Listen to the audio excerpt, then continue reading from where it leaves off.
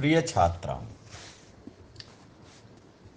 आचार्य रामचंद्र शुक्ल के साहित्य के इतिहास के वर्गीकरण के प्रसंग में हमने भक्ति काल पर बहुत विस्तार से चर्चा की और उस चर्चा में बहुत सारी बातें वो भी कहीं जो आचार्य रामचंद्र शुक्ल की स्थापित मान्यताओं से थोड़ा बहुत इधर उधर भी निकलती हैं।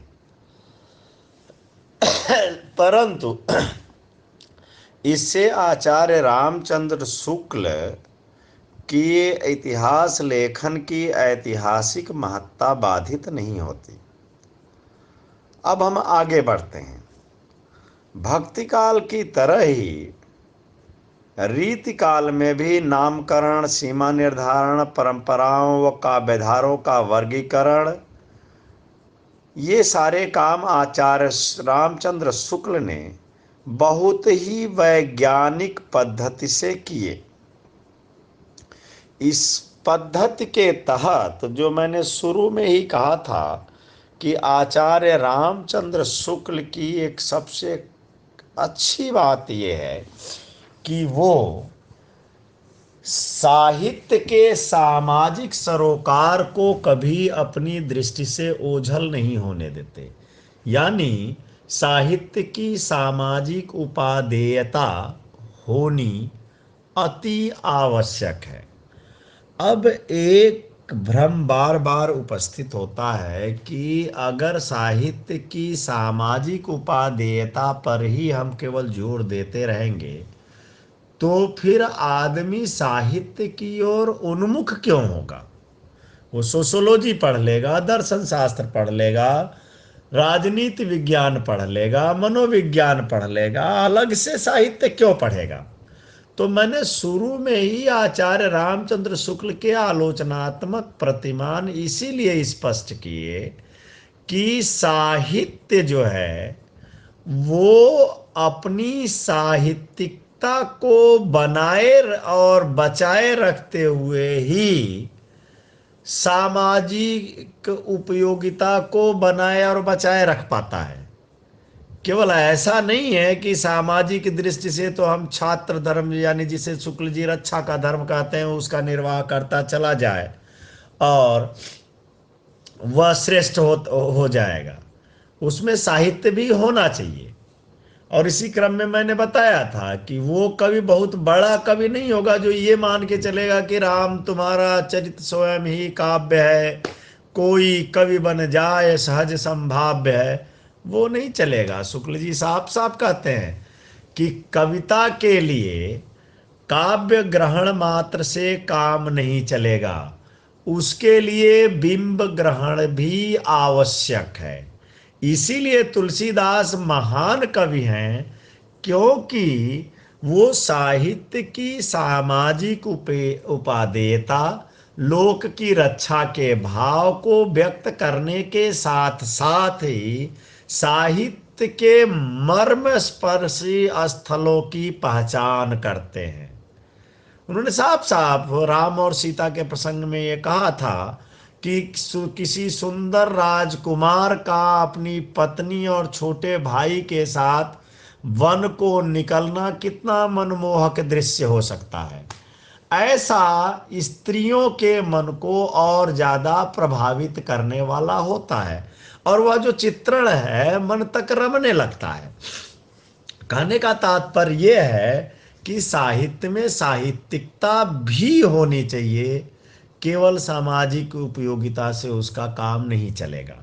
और साहित्यिकता शुक्ल जी के यहाँ इतनी प्रबल है कि अगर सामाजिक उपयोगिता कम भी है तो भी साहित्यिकता है। तो शुक्ल जी भले ही अपने साहित्य के इतिहास में प्राथमिकता की दृष्टि से उसको उच्चतम स्थान न दें, लेकिन उस साहित्य की व्याख्या और विश्लेषण में बहुत बहुत मन लगाते हैं।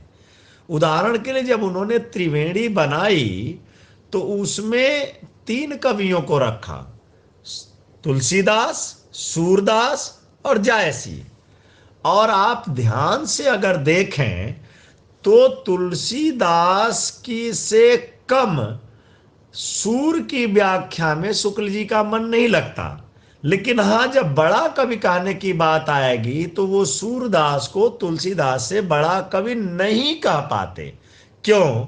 क्योंकि सूरदास के यहाँ मन को रंजन करने वाले भाव वाले साहित्य की स्थापना ज्यादा हुई है। इसीलिए त्रिवेणी अलग से लिखने के बावजूद साहित्य के इतिहास में भी देखोगी तो इन तीनों में तुलसीदास बहुत ऊंचे हैं और बाकी अपेक्षाकृत नीचे हैं, लेकिन औरों से ऊपर इसलिए है कि उसमें साहित्यिकता है। अब उनका अगला काल विभाजन आता है रीतिकाल।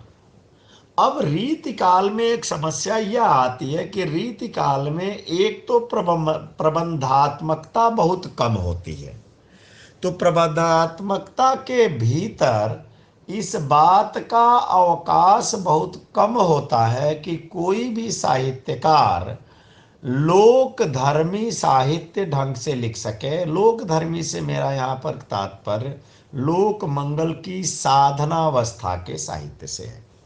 केशवदास ऐसा करते हैं तो भी उनको वो सिद्धि उसमें नहीं प्राप्त होती है जो अन्य बड़े कवियों को मिलती है। यानी वो साहित्य की साहित्यिकता को बरकरार नहीं रख पाते, जिसका नतीजा ये है कि वो कठिन काव्य के प्रेत के रूप में आते हैं।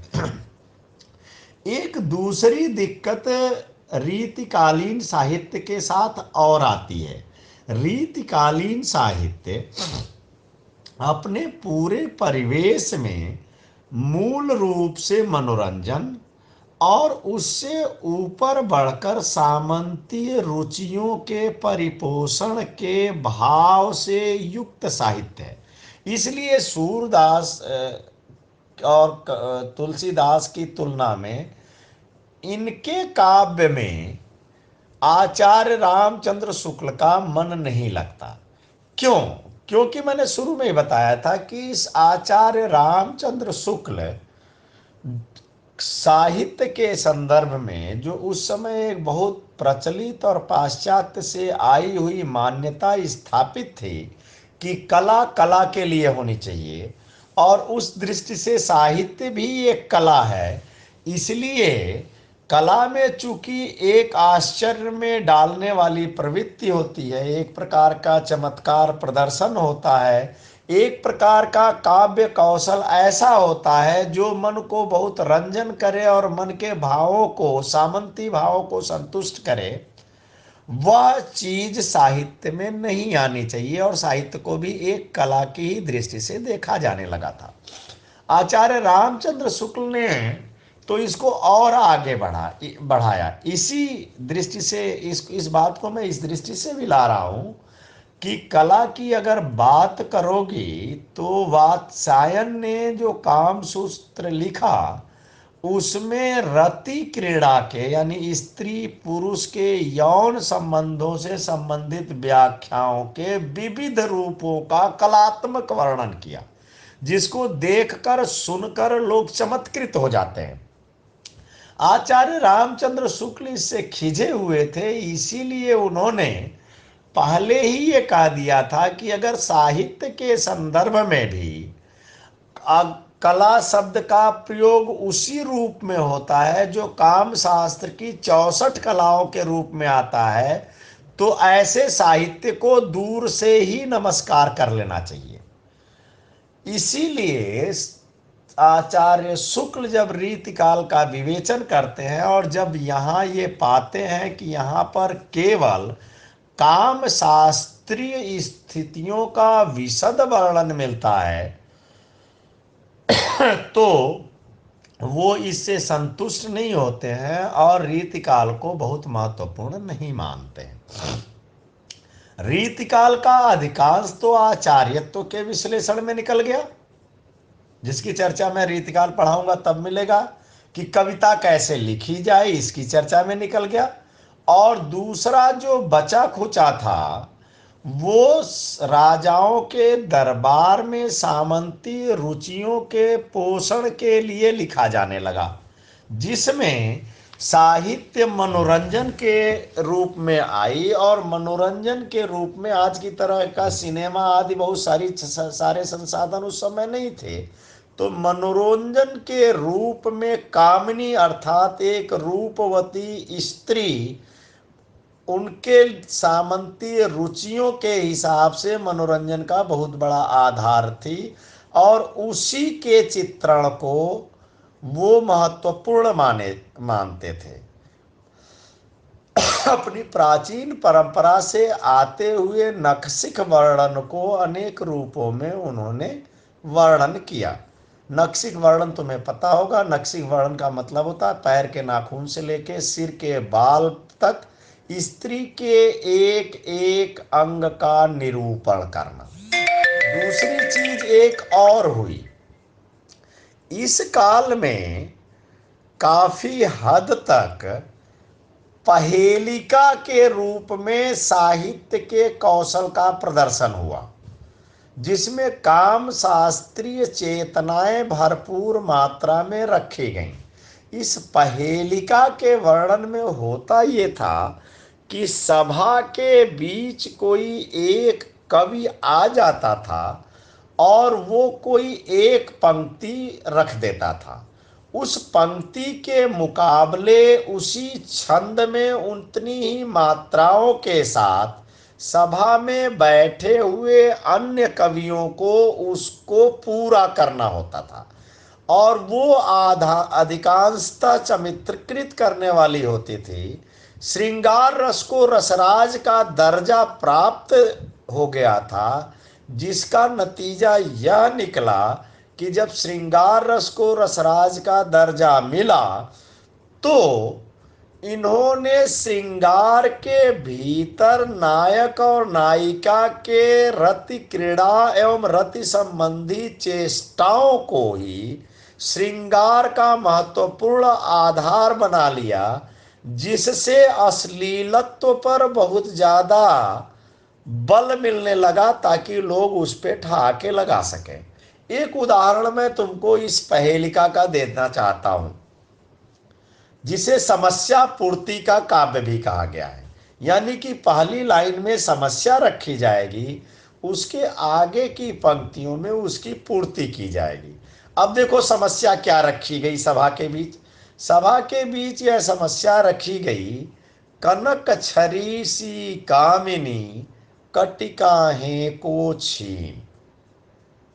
अब ध्यान दो कि कोई एक सुंदर स्त्री है, कामिनी स्त्री है, यानी कि काम की चेष्टा में, रत क्रीड़ा की चेष्टा में सम्मोहन की शिकार स्त्री है, जो नक्शिक वर्णन के आधार पे आती है, दुबली पतली।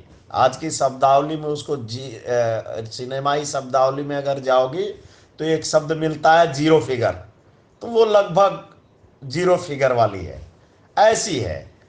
और इसको और किस अंत तक ले जाता है कि उसका पूरा शरीर ऐसा है जैसे सोने की छड़ी हो। अब सोने की छड़ी की तरह की वो सुंदर स्त्री है, लेकिन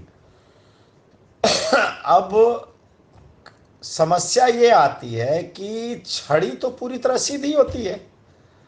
अब इस कामिनी यानी इस स्त्री का शरीर सोने की छड़ी, सोने में सुनहरापन, सौंदर्य, सारे भाव अपने आप आ गए, इसे तुम समझ सकती हो।